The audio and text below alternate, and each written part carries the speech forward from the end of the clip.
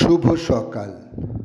আজ 29শে ভাদ্র 1432, ইংরাজির 15ই সেপ্টেম্বর 2025।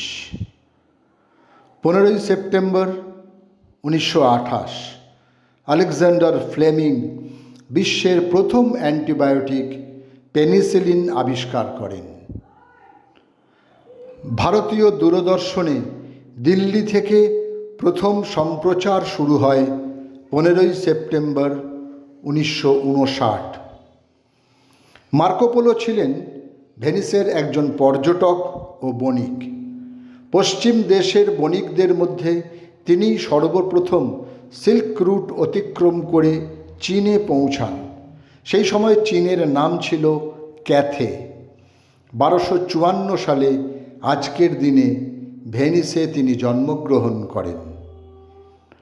অনিলা দেবী ছদ্মনামের আড়ালে বসবাসকারী হলেন অমর কথাশিল্পী শরৎচন্দ্র চট্টোপাধ্যায়। 1876 সালের 15ই সেপ্টেম্বর ব্যান্ডেলের দেবানন্দপুরে তাঁর জন্ম হয়। 1913-তে প্রকাশ পান তাঁর প্রথম উপন্যাস বরদিদি। বাংলা সাহিত্যের ইতিহাসে অপ্রতিদ্বন্দ্বী জনপ্রিয়তার জন্য তিনি অপরাজেয় কথাশিল্পী নামে খ্যাত হন।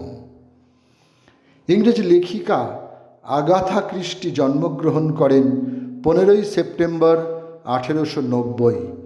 ইংল্যান্ডের টোরেকে 66টি গোয়েন্দা উপন্যাস ও 14টি ছোট গল্প সংকলন রচনা করেন তিনি।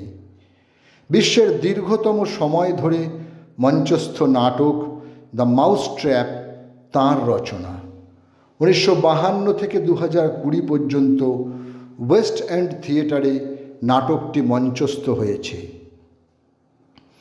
কাঞ্চনজঙ্ঘা, সবুজ দ্বীপের রাজা, একদিন প্রতিদিন, মনসুর মিয়ার ঘোড়া ইত্যাদি চলচ্চিত্রের একজন সফল অভিনেতার নাম অরুণ মুখোপাধ্যায়। তিনি যুক্ত ছিলেন বহুরূপী নাট্যগোষ্ঠীর সঙ্গে।